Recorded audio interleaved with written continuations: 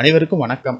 சற்று முன்பு வெளியான முக்கிய அறிவிப்பின்படி மத்திய அரசு ஊழியர்களுக்கான அகவலைப்படி மற்றும் 8வது ஊதிய குழு குறித்து தற்போது முக்கியமான மகிழ்ச்சியான அறிவிப்பு ஒன்று வெளியாகியுள்ளது. இதை பத்தி விரிவாக வீடியோல பார்க்க போறோம்.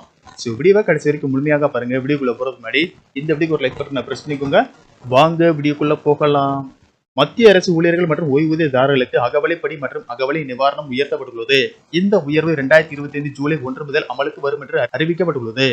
பிரதமர் நரேந்திர மோடி தலைமையிலான மத்திய அமைச்சரவை மத்திய அரசு ஊழியர்கள் மற்றும் ஓய்வூதியதாரர்களுக்கான அகவலைப்படியை 3% உயர்த்தி 58% அதிகரிக்க ஒப்புதல் அளித்துள்ளது.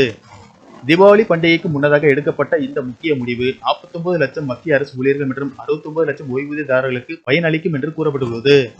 இந்த அகவலைப்படி மற்றும் அகவலை நிவாரணம் ஆகியவை பணவீக்கத்தில் இருந்து ஊழியர்களையும் ஓய்வூதியதாரர்களையும் பாதுகாப்பாகவும் அவர்களின் வாழ்க்கை செலவையும் சரி செய்யவும் வழங்கப்படுகின்றன.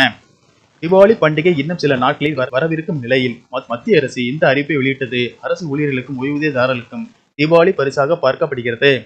மத்திய அரசு இதற்கு முன்பு அகவலைப்படி மற்றும் அகவலை நிவாரணத்தை 2% உயர்த்தியது. இந்த உயர்வு 2025 ஜனவரி 1 முதல் அமலுக்கு வந்தது. இந்த உயர்வுக்கு பிறகு டிஏ அடிப்படை சம்பளத்தில் 53% இருந்து 55% அதிகரித்தது. இந்த உயர்வுகள் 7வது ஊதிய குழுவின் பரிந்துரைகளின் அடிப்படையில் அமைக்கப்பட்ட ஒரு சூத்திரத்தின்படி அங்கீகரிக்கப்பட்டது. மத்திய அமைச்சரவை கடந்த மாதம் ரயில்வே ஊழியர்களுக்கு செயல்திறன் அடிப்படையிலான போனஸுக்கு ஒப்புதல் அளித்தது. அதைத் தொடர்ந்து இந்த அகவலைப்படி உயர்வு வந்துள்ளது.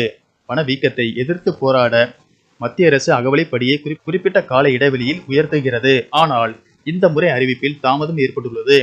தற்போது கிடைத்துள்ள இந்த 3% உயர்வு 7வது ஊதிய குழுவின் கீழ் ரூபாய் 18,000க்கும் குறைந்தபட்ச அடிப்படை சம்பளம் பெறும் ஒரு ஊழியரின் மாத வருமானத்தில் சுமார் ரூபாய் 540 கூடுதலாக கிடைக்கும். இதன் மூலம் அவர்களின் மொத்த சம்பளம் ரூபாய் 28,440 உயரும்.